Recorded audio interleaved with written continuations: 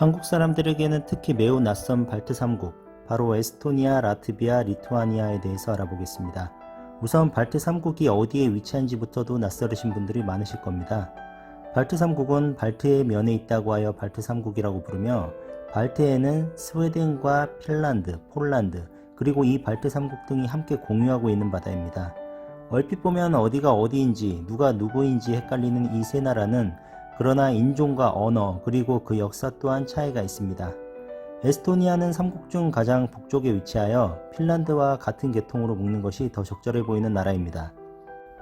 라트비아와 리투아니아는 상대적으로 인종, 언어가 유사하나 라트비아가 역사적으로 약소국에 위치해 있었다면 가장 남쪽에 위치하여 폴란드와 맞닿은 리투아니아는 중세 근대 시기에 강대국에 위치해서 한때 지역 패권을 다투기도 하였습니다.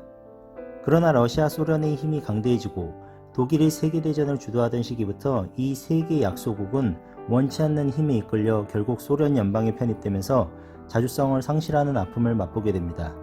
그리고 소련 붕괴 후 다수의 러시아인들이 역설적이게도 소수민족으로서 남게 되어 이 나라들은 아직도 러시아어와 러시아의 문화를 간직하며 러시아에 얼마간 의존하면서 살아가고 있습니다.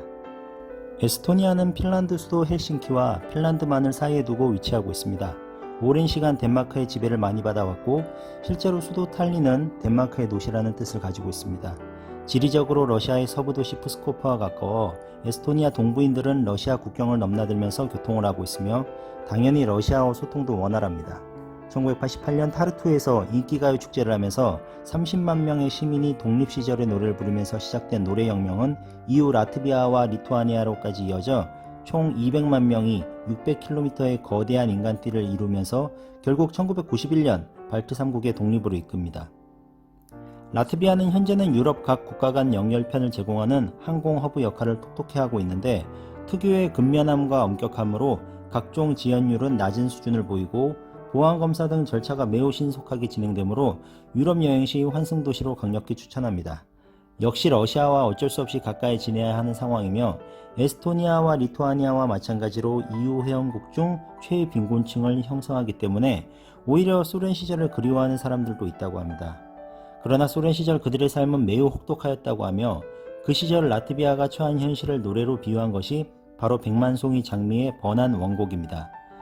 참고로 이 곡을 러시아 곡으로 알고 계시는 분들이 있는데 라트비아 원곡은 마랴가 준 인생이라는 제목으로 소비에트 치하의 슬픈 현실을 잘 노래한 것이고 이 곡이 1981년 가요 콘테스트에서 우승을 하자 이듬해인 1982년에 러시아의 유명한 국민 가수 알라 푸가초바가 전혀 다른 내용으로 부른 것이 우리와 동명의 백만송이 장미라는 곡입니다.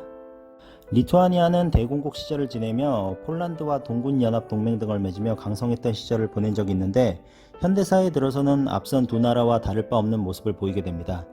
발트 3국 내에서 그나마 경제력이 다소 나은 수준인데 자살 문제가 심각하고 대표적인 여초 국가임에도 불구하고 농촌 총각이 결혼을 하지 못하는 등의 사회적 문제가 있다고 합니다.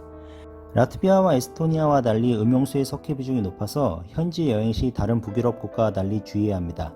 그러나 세계문화유산인 케르나베 유적과 항구도시 클라이페다 등의 아름다움은 다른 발틱 연안 국가들과 마찬가지로 그 명성을 그대로 보여줍니다. 여담으로 리투아니아는 전통적으로 까마귀 고기를 즐겼다고 하는데 소련 등에서 이를 비웃자 지금은 즐기지도 않고 흔하지도 않으며 또 불편한 대화거리일 수도 있다고 합니다. 다만 최근 들어 전통문화를 살리려는 움직임도 있다고는 합니다. 세 나라의 국민성은 대체로 온화하고 친절하며 시민의식이 성숙하다고 생각합니다. 또한 운치 있는 풍경과 과거 유적들을 잘 보존하고 있는 것은 좋지만 개발과 정비가 어느 정도 필요하다는 생각을 지울 수는 없습니다. 또한 저렴한 물가와 상대적으로 안전한 치안으로 유럽 여행 시 짧은 시간 할애하여 들리기에 좋은 나라입니다. 물론 세계대전의 엄청난 피해를 온몸으로 맞으며 소련 치하에서는 혹독한 생활고와 보이지 않는 차별 등으로 괴로움을 겪은 이러한 슬픈 현대사에 관심이 있다면 많은 공부가 되는 곳이기도 합니다.